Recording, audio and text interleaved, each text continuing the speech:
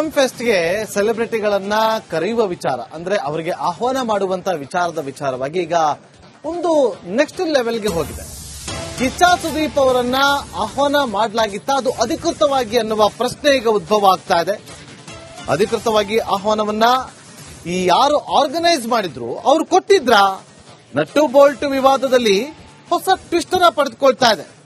ಸುದೀಪ್ ಆಪ್ತ ಚಕ್ರವರ್ತಿ ಚಂದ್ರಚೂಡ್ ವಿಡಿಯೋ ಹೇಳಿಕೆಯನ್ನ ಈಗ ಕೊಟ್ಟಿದ್ದಾರೆ.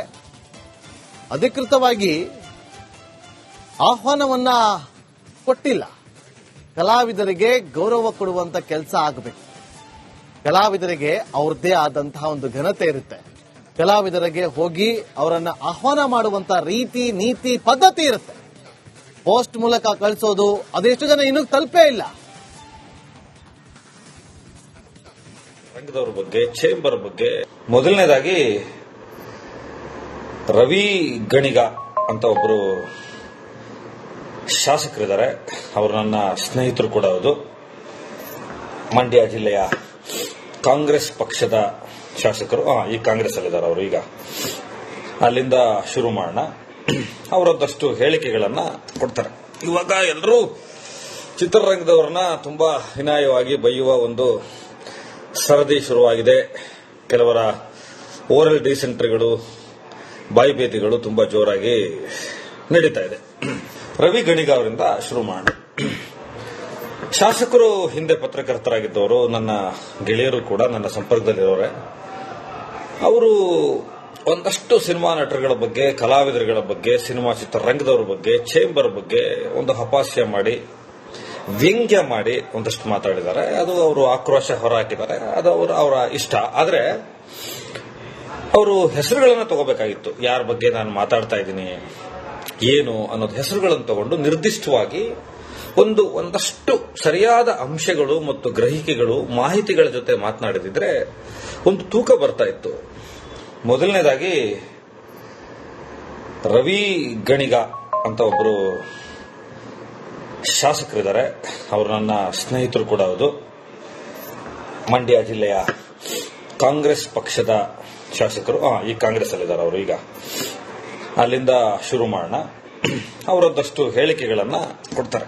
ಇವಾಗ ಎಲ್ಲರೂ ಚಿತ್ರರಂಗದವ್ರನ್ನ ತುಂಬಾ ಹೀನಾಯವಾಗಿ ಬೈಯುವ ಒಂದು ಸರದಿ ಶುರುವಾಗಿದೆ. ಕೆಲವರ ಓರಲ್ ಡಿಸೆಂಟ್ರಿಗಳು, ಬಾಯಿಬೇತಿಗಳು ತುಂಬಾ ಜೋರಾಗಿ ನಡೀತಾ ಇದೆ. ಆದರೆ ಅವರು ಉತ್ತರ ಕುಮಾರನ್ ಪೌರುಷದ ತರ ಹೆಸರುಗಳನ್ನು ತಗೊಳ್ಳದೆ ಏನೋ ಒಂದಷ್ಟು ಲೇವಡಿ ಮಾಡಿಕೊಂಡು ಮಾತನಾಡಿದ್ದಾರೆ. ಸೊ ಅವರಿಂದ ಮೊದಲಿಗೆ ಶುರು ಮಾಡೋಣ.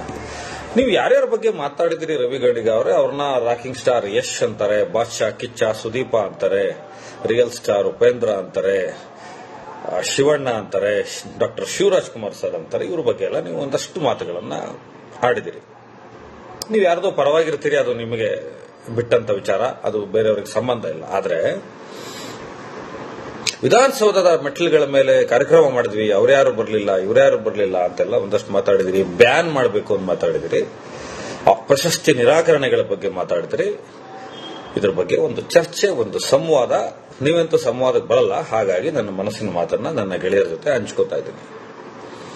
ಮೊದಲನೇದಾಗಿ ನಿಮ್ಮ ಮಾತನ್ನ ಉಲ್ಟಾಯಿಂದ ಬರ್ತೀನಿ. ಇಂಥವ್ರ ಸಿನಿಮಾಗಳನ್ನೆಲ್ಲ ಬ್ಯಾನ್ ಮಾಡಿಬಿಡ್ಬೇಕು ಅಂತ ಮಾತಾಡ್ತೀರಿ. ನೀವು ಒಬ್ಬ ಜವಾಬ್ದಾರಿಯುತ ಶಾಸಕರಾಗಿ, ಪತ್ರಕರ್ತರಾಗಿದ್ದವರು, ಬ್ಯಾನ್ ಅನ್ನೋ ಪದ ಮಾತಾಡ್ತೀರಿ. ನಿಮ್ಮ ಮೇಲೆ ಯಾರದೇ ಫ್ಯಾನ್ಸು, ಯಾರದೇ ಪರವಾಗಿರೋರು ನ್ಯಾಯಾಲಯಕ್ಕೆ ಹೋದ್ರೆ ಮೊದಲು ಮಾನನಷ್ಟ ಮೊಕದ್ದಮೆ ಆಗುತ್ತೆ. ಚಿತ್ರರಂಗಕ್ಕೆ ಸಂಬಂಧಪಟ್ಟಂತೆ ಬ್ಯಾನ್ ಅನ್ನುವ ಮಾತನ್ನ ನೀವು ಆಡುವ ಹಾಗೆ ಇಲ್ಲ. ಒಬ್ಬ ಶಾಸಕರಾಗ ಮಾತನ್ನೇ ನೀವು ಆಡಬಾರ್ದು. ನಿಮ್ಗೆ ಕನಿಷ್ಠ ಮಾಹಿತಿ ಪ್ರಜ್ಞೆ ಇರಬೇಕಾಗಿತ್ತು. ಯಾರದೇ ಚಿತ್ರನ ಬ್ಯಾನ್ ಮಾಡ್ತೀನಿ ಮಾಡಕ್ಕಾಗುತ್ತಾ ನಿಮ್ ಕೈಲಿ? ಎಲೆಕ್ಷನ್ ಹತ್ರ ಬರ್ತಾ ಇದೆ, ಇನ್ನೇನು 1-2 ವರ್ಷ ಇರಬೇಕೇನೋ. ಯೋಚನೆ ಮಾಡ್ಕೊಂಡು ಮಾತಾಡಬೇಕು. ಹಿಟ್ಲರ್ ತರ ಆಡಬಾರ್ದು. ನೀವು ಶಾಸಕರಾಗಿದ್ದೀರಿ ಅನ್ನೋ ಕಾರಣಕ್ಕೆ. ನೀವು ಡಿ ಕೆ ಶಿವಕುಮಾರ್ ಅವರ ಪಕ್ಷದಲ್ಲಿದ್ದೀರಿ, ಆದ್ರೆ ನೀವು ಡಿ ಕೆ ಶಿವಕುಮಾರ್ ಅಲ್ಲ. ಅಂಬರೀಷ್ ಅವರ ಜಿಲ್ಲೆಯಿಂದ ಗೆದ್ದು ಬಂದಿದ್ದೀರಿ, ಆದ್ರೆ ನೀವು ಅಂಬರೀಷ್ ಅಲ್ಲ. ಮೊದಲನೇ ಸಲ ಶಾಸಕರಾಗಿದ್ದೀರಿ, ಇನ್ನು ಮಂತ್ರಿಗಳಾಗಬೇಕಾಗಿದೆ. ರಾಜಕಾರಣದ ಜೀವನ ತುಂಬಾ ಮುಂದೆ ಹೋಗಬೇಕಾಗಿದೆ. ಮಾಹಿತಿ ಕೊರತೆ. ಫಿಲಂ ಫೆಸ್ಟ್ಗೆ ಸೆಲೆಬ್ರಿಟಿಗಳನ್ನ ಕರೆಯುವ ವಿಚಾರ ಅಂದ್ರೆ ಅವರಿಗೆ ಆಹ್ವಾನ ಮಾಡುವಂತ ವಿಚಾರವಾಗಿ ಈಗ ಒಂದು ನೆಕ್ಸ್ಟ್ ಲೆವೆಲ್ಗೆ ಹೋಗಿದೆ. ಕಿಚ್ಚ ಸುದೀಪ್ ಅವರನ್ನ ಆಹ್ವಾನ ಮಾಡಲಾಗಿತ್ತ, ಅದು ಅಧಿಕೃತವಾಗಿ ಅನ್ನುವ ಪ್ರಶ್ನೆ ಈಗ ಉದ್ಭವ ಆಗ್ತಾ ಇದೆ. ಅಧಿಕೃತವಾಗಿ ಆಹ್ವಾನವನ್ನ ಈ ಯಾರು ಆರ್ಗನೈಸ್ ಮಾಡಿದ್ರು ಅವರು ಕೊಟ್ಟಿದ್ರಾ? ನಟ್ಟು ಬೋಲ್ಟ್ ವಿವಾದದಲ್ಲಿ ಹೊಸ ಟ್ವಿಸ್ಟ್ ಅನ್ನ ಪಡೆದುಕೊಳ್ತಾ ಇದೆ. ಸುದೀಪ್ ಆಪ್ತ ಚಕ್ರವರ್ತಿ ಚಂದ್ರಚೂಡ್ ವಿಡಿಯೋ ಹೇಳಿಕೆಯನ್ನ ಈಗ ಕೊಟ್ಟಿದ್ದಾರೆ. ಅಧಿಕೃತವಾಗಿ ಆಹ್ವಾನವನ್ನ ಕೊಟ್ಟಿಲ್ಲ. ಕಲಾವಿದರಿಗೆ ಗೌರವ ಕೊಡುವಂತ ಕೆಲಸ ಆಗಬೇಕು. ಕಲಾವಿದರಿಗೆ ಅವ್ರದ್ದೇ ಆದಂತಹ ಒಂದು ಘನತೆ ಇರುತ್ತೆ. ಕಲಾವಿದರಿಗೆ ಹೋಗಿ ಅವರನ್ನ ಆಹ್ವಾನ ಮಾಡುವಂತ ರೀತಿ, ನೀತಿ, ಪದ್ಧತಿ ಇರುತ್ತೆ. ಪೋಸ್ಟ್ ಮೂಲಕ ಕಳಿಸೋದು ಅದೆಷ್ಟು ಜನ ಇನ್ನೂ ತಲುಪೇ ಇಲ್ಲ. ರಂಗದವ್ರ ಬಗ್ಗೆ, ಚೇಂಬರ್ ಬಗ್ಗೆ, ಮೊದಲನೇದಾಗಿ ರವಿ ಗಣಿಗ ಅಂತ ಒಬ್ಬರು ಶಾಸಕರಿದ್ದಾರೆ. ಅವರು ನನ್ನ ಸ್ನೇಹಿತರು ಕೂಡ ಹೌದು. ಮಂಡ್ಯ ಜಿಲ್ಲೆಯ ಕಾಂಗ್ರೆಸ್ ಪಕ್ಷದ ಶಾಸಕರು. ಈ ಕಾಂಗ್ರೆಸ್ ಅಲ್ಲಿದ್ದಾರೆ ಅವರು. ಈಗ ಅಲ್ಲಿಂದ ಶುರು ಮಾಡೋಣ. ಅವರದ್ದಷ್ಟು ಹೇಳಿಕೆಗಳನ್ನ ಕೊಡ್ತಾರೆ. ಇವಾಗ ಎಲ್ಲರೂ ಚಿತ್ರರಂಗದವ್ರನ್ನ ತುಂಬಾ ಹೀನಾಯವಾಗಿ ಬೈಯುವ ಒಂದು ಸರದಿ ಶುರುವಾಗಿದೆ. ಕೆಲವರ ಓರಲ್ ಡಿಸೆಂಟ್ರಿಗಳು, ಬಾಯಿಬೇತಿಗಳು ತುಂಬಾ ಜೋರಾಗಿ ನಡೀತಾ ಇದೆ. ರವಿ ಗಣಿಗ ಅವರಿಂದ ಶುರು ಮಾಡೋಣ. ಶಾಸಕರು ಹಿಂದೆ ಪತ್ರಕರ್ತರಾಗಿದ್ದವರು, ನನ್ನ ಗೆಳೆಯರು ಕೂಡ ನನ್ನ ಸಂಪರ್ಕದಲ್ಲಿರೋರೆ. ಅವರು ಒಂದಷ್ಟು ಸಿನಿಮಾ ನಟರುಗಳ ಬಗ್ಗೆ, ಕಲಾವಿದರುಗಳ ಬಗ್ಗೆ, ಸಿನಿಮಾ ಚಿತ್ರರಂಗದವ್ರ ಬಗ್ಗೆ, ಚೇಂಬರ್ ಬಗ್ಗೆ ಒಂದು ಅಪಹಾಸ್ಯ ಮಾಡಿ, ವ್ಯಂಗ್ಯ ಮಾಡಿ ಒಂದಷ್ಟು ಮಾತಾಡಿದ್ದಾರೆ. ಅದು ಅವರು ಆಕ್ರೋಶ ಹೊರಹಾಕಿದ್ದಾರೆ. ಅದು ಅವರ ಇಷ್ಟ. ಆದರೆ ಅವರು ಹೆಸರುಗಳನ್ನು ತಗೋಬೇಕಾಗಿತ್ತು. ಯಾರ ಬಗ್ಗೆ ನಾನು ಮಾತಾಡ್ತಾ ಇದ್ದೀನಿ, ಏನು ಅನ್ನೋದು ಹೆಸರುಗಳನ್ನು ತಗೊಂಡು ನಿರ್ದಿಷ್ಟವಾಗಿ ಒಂದಷ್ಟು ಸರಿಯಾದ ಅಂಶಗಳು ಮತ್ತು ಗ್ರಹಿಕೆಗಳು, ಮಾಹಿತಿಗಳ ಜೊತೆ ಮಾತನಾಡಿದ್ರೆ ಒಂದು ತೂಕ ಬರ್ತಾ ಇತ್ತು. ಮೊದಲನೇದಾಗಿ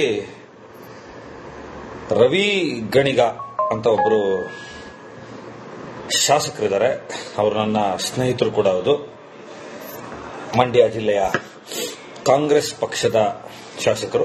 ಈ ಕಾಂಗ್ರೆಸ್ ಅಲ್ಲಿದ್ದಾರೆ ಅವರು. ಈಗ ಅಲ್ಲಿಂದ ಶುರು ಮಾಡೋಣ. ಅವರದ್ದಷ್ಟು ಹೇಳಿಕೆಗಳನ್ನ ಕೊಡ್ತಾರೆ.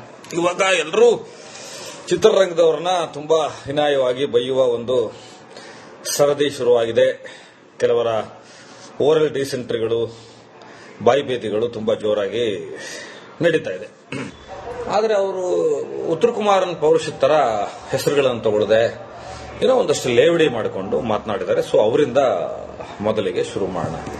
ನೀವು ಯಾರ್ಯಾರ ಬಗ್ಗೆ ಮಾತಾಡಿದಿರಿ ರವಿ ಗಣಿಗ ಅವರೇ? ಅವ್ರನ್ನ ರಾಕಿಂಗ್ ಸ್ಟಾರ್ ಯಶ್ ಅಂತಾರೆ, ಬಾದ್ಶಾ, ಕಿಚ್ಚ, ಸುದೀಪ ಅಂತಾರೆ, ರಿಯಲ್ ಸ್ಟಾರ್ ಉಪೇಂದ್ರ ಅಂತಾರೆ, ಶಿವಣ್ಣ ಅಂತಾರೆ, ಡಾಕ್ಟರ್ ಶಿವರಾಜ್ ಕುಮಾರ್ ಸರ್ ಅಂತಾರೆ. ಇವ್ರ ಬಗ್ಗೆ ಎಲ್ಲ ನೀವು ಒಂದಷ್ಟು ಮಾತುಗಳನ್ನ ಆಡಿದಿರಿ. ನೀವು ಯಾರ್ದೋ ಪರವಾಗಿರ್ತೀರಿ, ಅದು ನಿಮಗೆ ಬಿಟ್ಟಂತ ವಿಚಾರ, ಅದು ಬೇರೆಯವ್ರಿಗೆ ಸಂಬಂಧ ಇಲ್ಲ. ಆದ್ರೆ ವಿಧಾನಸೌಧದ ಮೆಟ್ಟಿಲುಗಳ ಮೇಲೆ ಕಾರ್ಯಕ್ರಮ ಮಾಡಿದ್ವಿ, ಅವ್ರ್ಯಾರು ಬರಲಿಲ್ಲ, ಇವ್ರ್ಯಾರು ಬರಲಿಲ್ಲ ಅಂತೆಲ್ಲ ಒಂದಷ್ಟು ಮಾತಾಡಿದಿರಿ. ಬ್ಯಾನ್ ಮಾಡಬೇಕು ಅಂತ ಮಾತಾಡಿದಿರಿ. ಪ್ರಶಸ್ತಿ ನಿರಾಕರಣೆಗಳ ಬಗ್ಗೆ ಮಾತಾಡಿದಿರಿ. ಇದ್ರ ಬಗ್ಗೆ ಒಂದು ಚರ್ಚೆ, ಒಂದು ಸಂವಾದ. ನೀವಂತೂ ಸಂವಾದಕ್ಕೆ ಬರಲ್ಲ, ಹಾಗಾಗಿ ನನ್ನ ಮನಸ್ಸಿನ ಮಾತನ್ನ ನನ್ನ ಗೆಳೆಯರ ಜೊತೆ ಹಂಚ್ಕೋತಾ ಇದ್ದೀನಿ. ಮೊದಲನೇದಾಗಿ ನಿಮ್ಮ ಮಾತನ್ನ ಉಲ್ಟಾಯಿಂದ ಬರ್ತೀನಿ. ಇಂಥವ್ರ ಸಿನಿಮಾಗಳನ್ನೆಲ್ಲ ಬ್ಯಾನ್ ಮಾಡಿಬಿಡ್ಬೇಕು ಅಂತ ಮಾತಾಡ್ತೀರಿ. ನೀವು ಒಬ್ಬ ಜವಾಬ್ದಾರಿಯುತ ಶಾಸಕರಾಗಿ, ಪತ್ರಕರ್ತರಾಗಿದ್ದವರು ಬ್ಯಾನ್ ಅನ್ನೋ ಪದ ಮಾತಾಡ್ತೀರಿ. ನಿಮ್ಮ ಮೇಲೆ ಯಾರದೇ ಫ್ಯಾನ್ಸು, ಯಾರದೇ ಪರವಾಗಿರೋರು ನ್ಯಾಯಾಲಯಕ್ಕೆ ಹೋದ್ರೆ ಮೊದಲು ಮಾನನಷ್ಟ ಮೊಕದ್ದಮೆ ಆಗುತ್ತೆ. ಚಿತ್ರರಂಗಕ್ಕೆ ಸಂಬಂಧಪಟ್ಟಂತೆ ಬ್ಯಾನ್ ಅನ್ನುವ ಮಾತನ್ನ ನೀವು ಆಡುವ ಹಾಗೆ ಇಲ್ಲ. ಒಬ್ಬ ಶಾಸಕರಾಗ ಮಾತನ್ನೇ ನೀವು ಆಡಬಾರ್ದು. ನಿಮ್ಗೆ ಕನಿಷ್ಠ ಮಾಹಿತಿ ಪ್ರಜ್ಞೆ ಇರಬೇಕಾಗಿತ್ತು. ಯಾರದೇ ಚಿತ್ರನ ಬ್ಯಾನ್ ಮಾಡ್ತೀನಿ ಮಾಡಕ್ಕಾಗುತ್ತಾ ನಿಮ್ ಕೈಲಿ? ಎಲೆಕ್ಷನ್ ಹತ್ರ ಬರ್ತಾ ಇದೆ, ಇನ್ನೇನು 1-2 ವರ್ಷ ಇರಬೇಕೇನೋ. ಯೋಚನೆ ಮಾಡ್ಕೊಂಡು ಮಾತಾಡಬೇಕು. ಹಿಟ್ಲರ್ ತರ ಆಡಬಾರ್ದು ನೀವು ಶಾಸಕರಾಗಿದ್ದೀರಿ ಅನ್ನೋ ಕಾರಣಕ್ಕೆ. ನೀವು ಡಿ ಕೆ ಶಿವಕುಮಾರ್ ಅವರ ಪಕ್ಷದಲ್ಲಿದ್ದೀರಿ, ಆದ್ರೆ ನೀವು ಡಿ ಕೆ ಶಿವಕುಮಾರ್ ಅಲ್ಲ. ಅಂಬರೀಷ್ ಅವರ ಜಿಲ್ಲೆಯಿಂದ ಗೆದ್ದು ಬಂದಿದ್ದೀರಿ, ಆದ್ರೆ ನೀವು ಅಂಬರೀಷ್ ಅಲ್ಲ. ಮೊದಲನೇ ಸಲ ಶಾಸಕರಾಗಿದ್ದೀರಿ, ಇನ್ನು ಮಂತ್ರಿಗಳಾಗಬೇಕಾಗಿದೆ. ರಾಜಕಾರಣದ ಜೀವನ ತುಂಬಾ ಮುಂದೆ ಹೋಗಬೇಕಾಗಿದೆ. ಮಾಹಿತಿ ಕೊರತೆ